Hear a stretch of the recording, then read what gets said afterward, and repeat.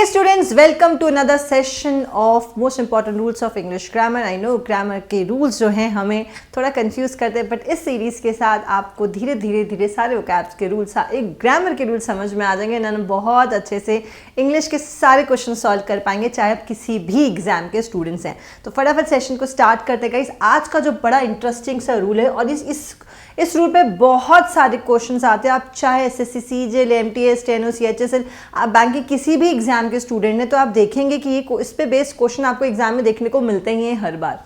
तो आज ये रूल क्या कहता है कि जब हम दो सब्जेक्ट्स को, है ना, जब दो नाउन या प्रोनाउन को हम आइदर और या नाइदर नॉर से जोड़ते हैं, ठीक है, जब हम आइदर और, याद रखिएगा आइदर के साथ हमेशा और आता है और नाइदर के साथ आता है नॉर.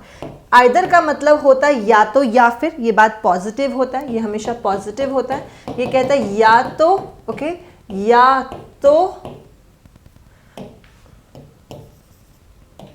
क्या कहता है गाइस, या तो या फिर, ठीक है, ऑप्शन की बात करता है. और नाइदर नॉर कहता है ये हमेशा नेगेटिव होता है, ये कहता है ना तो ना ही, ठीक है. तो आइदर और नाइदर नॉर से जब आप दो नाउन या प्रोनाउन को जोड़ते हैं, है ना, दो नाउन या प्रोनाउन को आप जोड़ते हैं तो ये बात ध्यान रखिएगा कि जो वर्ब के नज़दीक होता है, जो भी नाउन वर्ब के नज़दीक होता है उसी के अकॉर्डिंग सेंटेंस में वर्ब आता है. याद रखिएगा, ऐसा रूल नहीं है कि बाद वाला, जनरली स्टूडेंट लर्न कर लेते हैं कि बाद वाले के अकॉर्डिंग वर्ब आता है. नहीं, मेन पॉइंट ये है कि जो वर्ब के नज़दीक होता है, तो जनरली बाद वाला जो होता है वही नज़दीक होता है, तो उसके अकॉर्डिंग आप सेंटेंस में वर्ब लेते हैं. तो जब भी आप आइदर और नाइदर नॉर से दो नाउन या प्रोनाउन को जोड़ते हैं, ठीक है, जब भी आप आइदर और नाइदर नॉर से दो नाउन या प्रोनाउन को जोड़ेंगे, मैं आपको यहाँ पे लिख के दिखाती हूँ एक बार अच्छे से क्लैरिटी से. आइदर और नाइदर नॉर, ओके.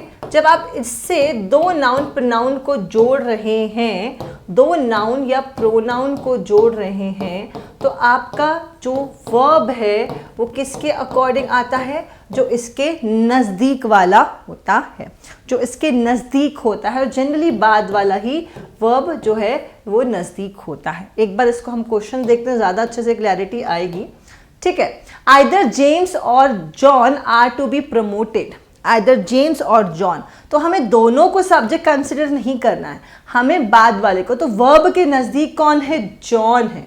वर्ब के नज़दीक कौन है गाइस, जॉन है. और जॉन यहाँ पे सिंगुलर है, तो आइदर जेम्स और John is to be promoted should be the right answer. ये वाली बात गलत हो जाएगी, ओके.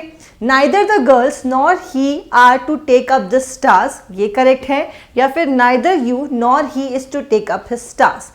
तो अगर हम यहाँ पे देखेंगे neither the girls nor he, तो नॉर यहाँ पे वर्ब कौन सा है, आर है, राइट, वर्ब आर है. और वर्ब के नज़दीक वाला सब्जेक्ट कौन है, ही है.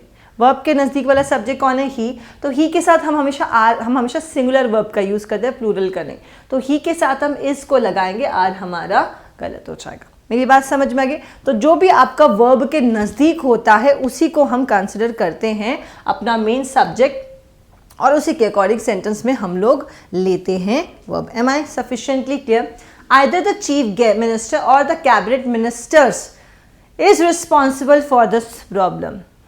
Either the chief minister or cabinet ministers, तो हमने आइदर, है ना, आइदर और से किसको किसको जोड़ा है, चीफ मिनिस्टर को और कैबिनेट मिनिस्टर्स को, चीफ मिनिस्टर को और कैबिनेट मिनिस्टर्स को. तो अब इन दोनों में से आपका, है ना गाइस, वर्ब के नज़दीक वाला कौन सा है, वर्ब, है ना, वर्ब के नज़दीक वाला कौन सा नाउन है, सॉरी, तो यहाँ पे वर्ब के नज़दीक वाला है मिनिस्टर्स.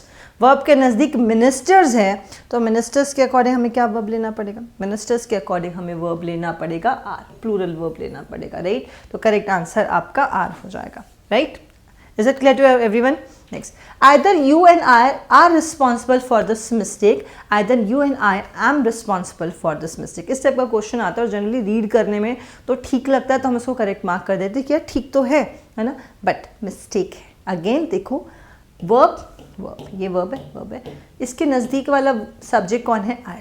और आई के साथ हम लोग किसका यूज़ करते गाइस? आई के साथ हमेशा हम वर्ब का आई के साथ हमेशा हम एम का यूज़ करते हैं। आई के साथ आप हमेशा एम का यूज़ करते हैं, तो करेक्ट आंसर होगा either you and I am responsible for this mistake. Either you and I am responsible for this mistake, तो ये वाली बात करेक्ट हो जाएगी। ठीक है, नेक्स्ट क्वेश्चन में आइदर जेम्स और John are to be promoted. Either James और John are to be promoted. अब आप मुझे बताएंगे कि यहाँ पे करेक्ट आंसर क्या होना चाहिए। आइदर जेम्स और John are to be promoted, तो जेम्स और जॉन है ना, जेम्स और जॉन में आपको देखना है, आपका वर्ब है आर, आर के नज़दीक कौन है? जॉन है। आर के नज़दीक कौन है? जॉन है। तो यहाँ पे ये जो आर है ये गलत हो जाएगा, आप यहाँ पे वर्ब लगाओगे इस। आइदर जेम्स और John is to be promoted. Simple सा क्वेश्चन है, इसमें बड़े सारे क्वेश्चन एग्जाम में आ जाते हैं, है ना।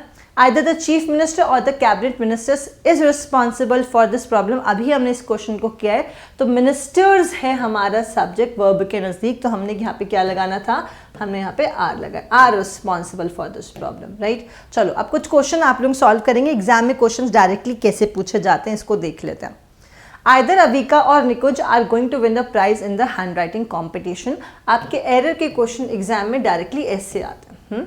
आइदर अविका और Nikunj are going to win the prize in the hand writing competition, तो आइदर अविका और निकुंज इन आर, तो आपका यहाँ पे वर्ब ये है, राइट। वर्ब ये है, वर्ब ये है, तो उसके नज़दीक वाला कौन है? निकुंज है। तो सब्जेक्ट आपका निकुंज है, निकुंज के अकॉर्डिंग वर्ब लेंगे, तो आइदर अविका और Nikunj is going to win the prize. Either Avika और Nikunj is going to win the prize, is should be the right answer. Next question पे हम चलेंगे। Neither Ravi nor his parents dash the least bit interested in attending the marriage. Neither Ravi nor his parents dash the least bit interest in attending the marriage. तो आपके filler का question है, यहाँ पे sentence improvement के क्वेश्चंस भी इसमें से बन जाते हैं, तो आंसर क्या आना चाहिए इस इसमें? Neither Ravi nor his parents, आपको यहाँ पे वर्ब लगाना है, तो वर्ब के नज़दीक कौन सा है? पेरेंट्स। पेरेंट्स क्या है? प्लूरल वर्ब है। पेरेंट्स क्या है? प्लूरल वर्ब है। तो इज आएगा या आर आएगा? ऑब्वियसली आर आएगा, ठीक है। तो neither Ravi nor his parents are the least bit interested in attending the marriage, तो ना तो उसके, ना रवि ना तो उनके पेरेंट्स जो हैं बिल्कुल इंटरेस्टेड, है ना। ना रवि ना उनके पेरेंट्स इंटरेस्टेड है मैरिज को अटेंड करने में, तो ना रवि ना उनके पेरेंट्स, मगर मेन कौन है? Parents, right. चलो great, okay guys, so I hope आपको ये सेशन अच्छा लगा। तो ऐसे ही आपके इंपॉर्टेंट रूल्स मैं आपको पढ़ाते रहूँगी। आप टेक्स्ट बुक में हमें ज्वाइन कर सकते हैं। आपके एसएससी जीडी के एग्जाम्स, बहुत अच्छी वैकेंसीज आ रही हैं। आप 40,000 के अराउंड आपकी वैकेंसीज हैं, तो आप जीडी के बैच ज्वाइन करना चाहते हैं तो ज्वाइन कर सकते हैं। अभी बहुत अच्छे आपके लिए ऑफर्स भी चल रहे हैं। आप यूज़ कर सकते हैं कोड PARA, जिससे आपको अच्छा खासा डिस्काउंट मिल जाएगा। स्टेनोग्राफर के लिए भी आप अप्लाई कर सकते हैं, आप ज्वाइन कर सकते हैं हमारे बैचेस गाइस, क्योंकि स्टेनोग्राफर के एग्जाम भी दिसंबर में है। आप उसकी भी अच्छी खासी प्रिपरेशन कर सकते हैं। उसमें इंग्लिश का है काफ़ी सारा वेटेज, और मैं आपको इंग्लिश कवर कराऊंगी। 100 मार्क्स की आपकी इंग्लिश आती है, तो उसको भी आप ज्वाइन कर सकते हैं। और विथ बहुत ही अफोर्डेबल प्राइस में आपको 400-500 के अंदर आपको बैचेस मिल जाएंगी। एग्जाम तक आपको कंप्लीट प्रिपरेशन करवाई जाएगी। तो ज्वाइन करना बिल्कुल ही मत भूलिएगा। मिलेंगे नेक्स्ट सेशन में। Bye guys, take care.